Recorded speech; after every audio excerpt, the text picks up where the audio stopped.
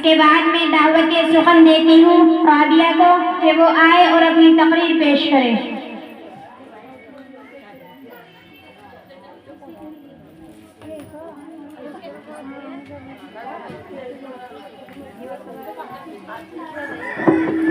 السلام علیکم ورحمۃ اللہ وبرکاتہ۔ بسم اللہ الرحمن الرحیم۔ الحمد للہ وکفی وسلام علی عبادہ الذین اصطفی، اما بعد۔ معزز سامعین السلام علیکم ورحمۃ اللہ وبرکاتہ۔ میری تقریر کا عنوان ہے تعلیم نسواں کیوں اور کیسے۔ پگھلنا علم کی خاطر مثالیں سے مجیبہ ہے، پگھلنا علم کی خاطر مثالیں سے مجیبہ ہے، بغیر اس کے نہیں پہچان سکتے ہم خدا کیا ہے۔ محترم حضرات، عورت کو مستقبل کا معمار کہا گیا ہے۔ نسلوں کی بگاڑ کی ذمہ داری عورت کے شانوں پر ہے۔ اگر وہ چاہے تو اپنی صحیح تربیت اور علم و حکمت سے پورے گھر، پورے خاندان، پورے قوم، پورے دنیا کو سنبھال سکتی ہے۔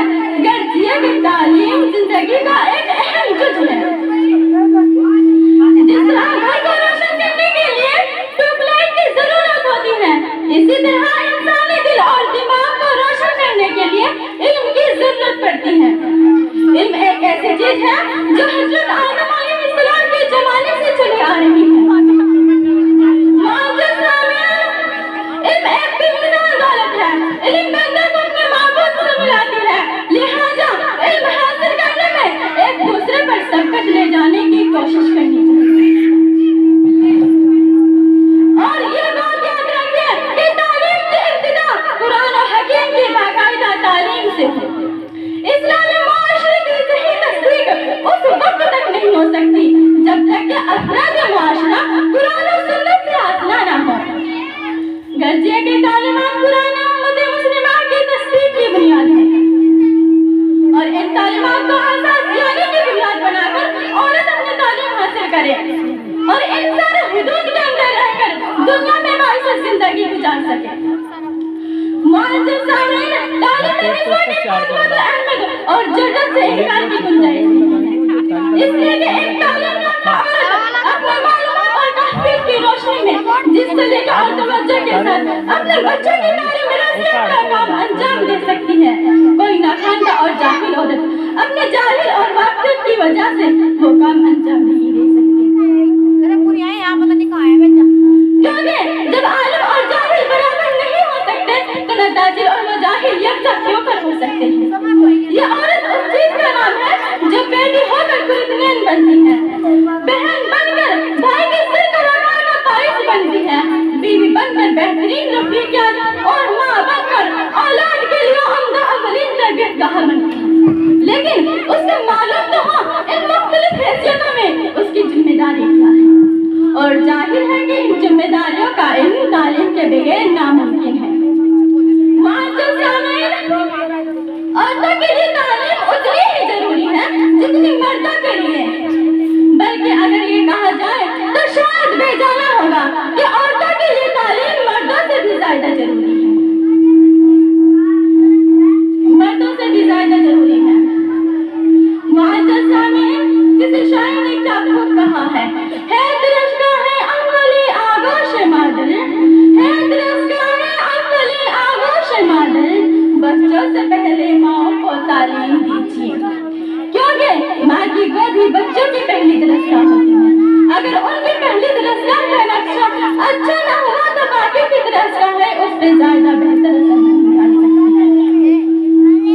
یہی بچے مستقبل کا معمار بنیں گے، ان کے کاندھوں پر قوم کی ذمہ داریاں ہوگی، اس لیے ایک ماں کے لیے ضروری ہے وہ تعلیم یافتہ ہے، کیونکہ بچہ ماں کی گود سے ہی اپنے اندر اچھے برے اخلاق کو جب سکھاتا ہے، اور یہیں سے ان کے دل و دماغ پر ایسے نقوش شبد ہو جاتے ہیں جو آخری دم تک منہ نہیں ہوتے۔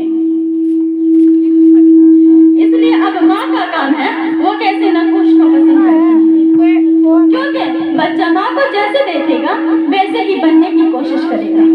یہ بات ذہن نشین ہے کہ آغوش سب کی جسموں میسر نہیں ہوتا، آغوش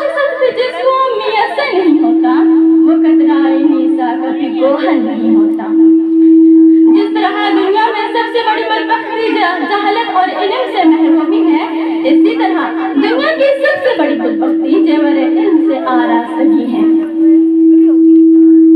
क्योंकि एक सलीका शायर और तालीम याफ्ता औरत खासा टीचर हो या मलकाए खाना अपने शोबे के किरदार को बेहतर से बेहतर बना सकती है। और क्योंकि एक इज्तिमाई खानदानी और माशरत की जिंदगी में एक औरत की अहमियत उससे ज्यादा बढ़ जाती है, क्योंकि किसी भी खानदान और माशरत का वजूद उसके बगैर मुमकिन नहीं है। एक सलीका शायर बीवी अपने खाविंद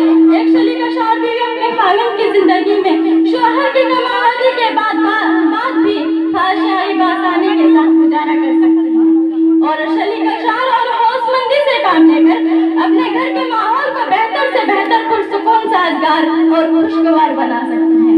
दुनिया यही समझती है कि औरत जिस्मानी और फितरत तौर पर कमजोर है, लेकिन ये भी हकीकत है। सिर्फ नाजुक होने के बावजूद उसने जब भी कभी इस्लामी शऊर को हासिल किया और खुदा से अपने ताल्लुकात को मजबूत करके अपने शख्सियत की तामील की, तो उसने मुख्तलिफ महशर और सलाहियतों के जरिए जमाने के सारे इनकलाब को हमकिनार किया। मौजूदा दौर अक्सर शोबों और शहरों में रहने वाले मुसलमान मर्द खवातीन की ज्यादातर तादाद नाकामता यानी जाहिल लोगों की है।